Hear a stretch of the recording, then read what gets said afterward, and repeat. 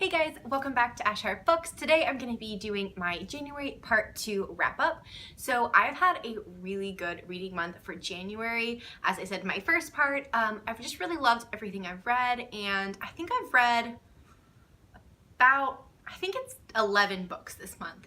Yeah, 11, okay. I like lost count there for a minute, and I've really loved pretty much everything I've read. So I'm excited to talk about the books that I've read for the second half of the month. So the first two books are in a series, so I'm gonna kind of talk about them together, even though I didn't read them like sequentially, but anyways. So the first book is Lake by Kylie Scott, and this is the first book in the Stage Dive series. This follows a band. So the first one follows David and Eve, and Eve is basically kind of your quintessential good girl, but she has some edge to her, I guess. But she is in Vegas for her 21st birthday, and her best friend end up getting very drunk, and basically she wakes up in the morning married to David, who is I believe he's the lead guitarist, and he writes a lot of the songs for the band. And she doesn't remember how she got there or anything from the night before, but he does. So basically the book follows them, and it's really interesting dynamic because basically he remembers everything and kind of doesn't necessarily regret it, and she doesn't remember what happened for a large part of the book. So it was just a really interesting dynamic between the two of them, and it was really sweet. I really liked it. I gave both of these, the first two books, 4 out of 5 stars. So the second book is Play, and this one follows Mal, who's the drummer for the band, and he's kind of like the life of the party and kind of always carefree. But at the beginning of the book, his friends are kind of worried about him because he just seems a little off, like something's bothering him or something's going on. So they're just kind of worried. So our heroine is Anne, and she finds out at the beginning of the book that her roommate and good friend has left her in the lurch. She's moved out, taken all of her stuff, and left her without paying for like months of rent. So she is in a full-on panic mode and doesn't know what to do. She can't make ends meet. She ends up at a party with Eve because they were like roommates next to each other in their apartment complex, and she meets Mal, and he is just hilarious. And through a very interesting turn of events, they end up living together, but I'll let you read that because it was just really funny and really hysterical. I really like this one too. I gave it 4 out of 5. I know the second book is most people's favorites in the series. I did really like it. I think I might like the first one slightly better for some reason, but I still really liked Mal and Anne. I felt like they really did work well together. They were kind of like your quintessential like complete opposites becoming, you know, together. So I don't know, it was really fun. If you like rockstar romances or anything like that, definitely check out the Stage Dive series. I've been impressed, and I definitely want to pick up the other 2 books in the series. The next book I read this month was The Ones Who Got Away by Ronnie Lauren. So I had seen so much about this book and a lot of hype in the past few weeks or months, and I was really excited to pick it up. So this book takes place 12 years after a school shooting that happened on prom night, and basically our two main characters were at the prom that night, and they're back after 12 years in their hometown because there's a documentary that's kind of talking about where all the people are who were kind of like the ones who were left behind. And this was a very emotional book.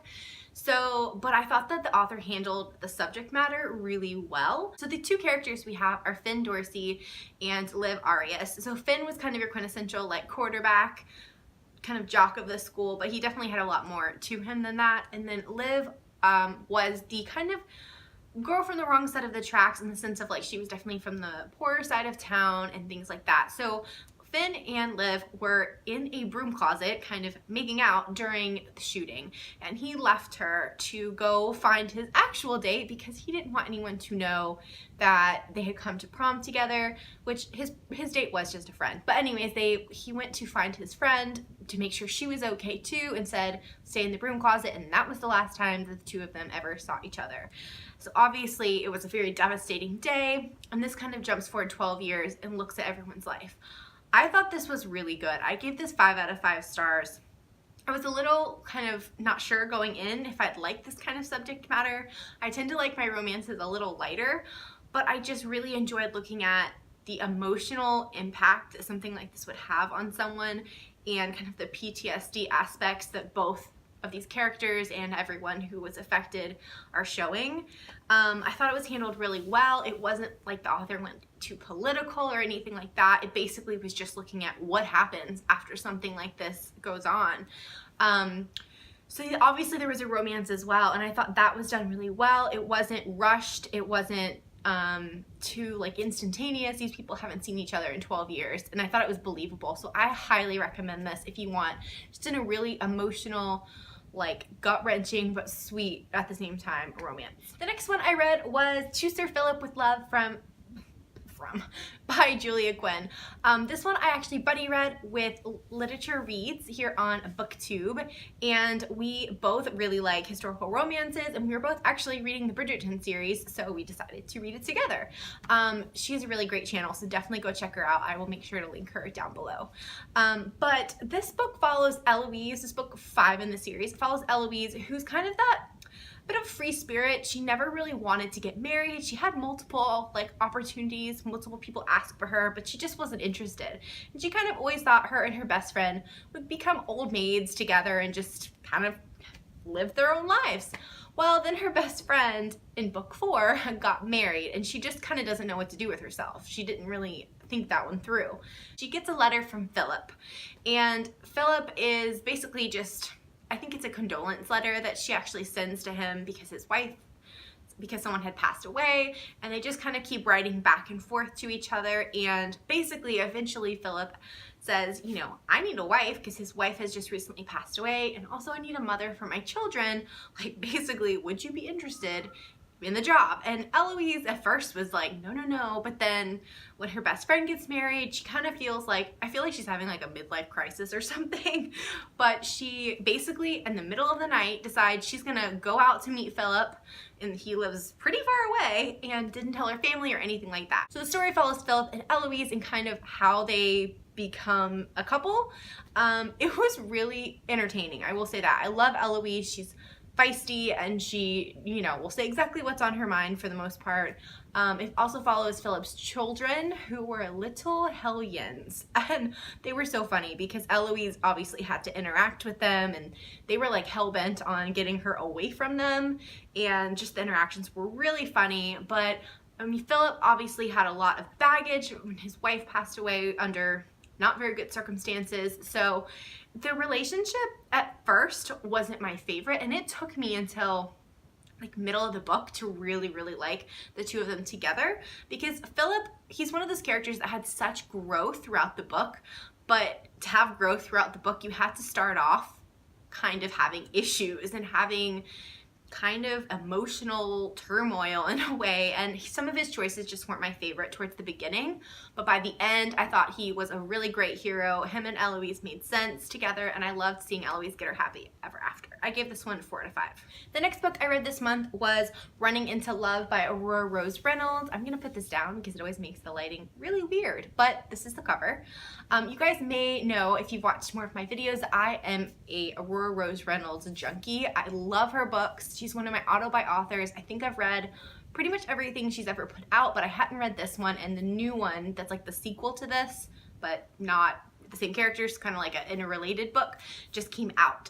So this one follows 2 characters who I cannot remember their names, which is kind of why I gave it the rating I did. So I gave it a 3, probably like a 3.5 star rating.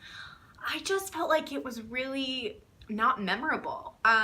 It was cute. It followed a girl who lived in New York, and she was a teacher, and basically a cop moves in across the street from her, and you know, they bump into each other while jogging, and it kind of goes from there. And it wasn't that it was a bad book. It was very cute. It was very fluffy. If you're looking for cute fluffy, definitely go for it. But I just felt like a lot of her other storylines, like, I can still remember very distinctly, and this one just kind of was a little bit, I don't know, it just wasn't my favorite. There was nothing different about it. And Aurora Rose Reynolds does like the alpha hero really well, and she does like, she calls it like the boom, when her like male heroes find the one they're supposed to be with. And so she does do a lot of like insta love, which I don't mind if it's done well, and a lot of her other books I have really liked it.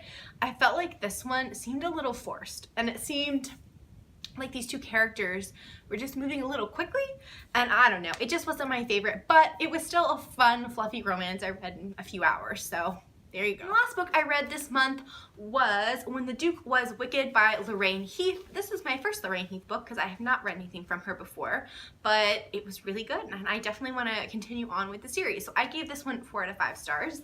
And basically this follows Grace, who is kind of the belle of her coming out season because she's got a very large dowry and her parents have given her this very large sum of money, and so basically guys are flocking to her because they want the money.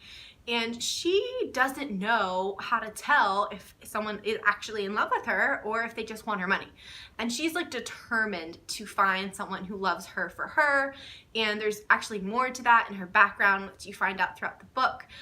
So she decides to help her, she's gonna turn to an old kind of family friend who's a little bit older than her. I think he's about 7 years older than her, who has tragically lost his wife like a few years previously and his child, but now he's kind of like a scoundrel and like kind of just, you know, roguing about London. But she wants his advice, supposedly, on how to tell if someone's in love with her or how to tell if a guy's in love with her.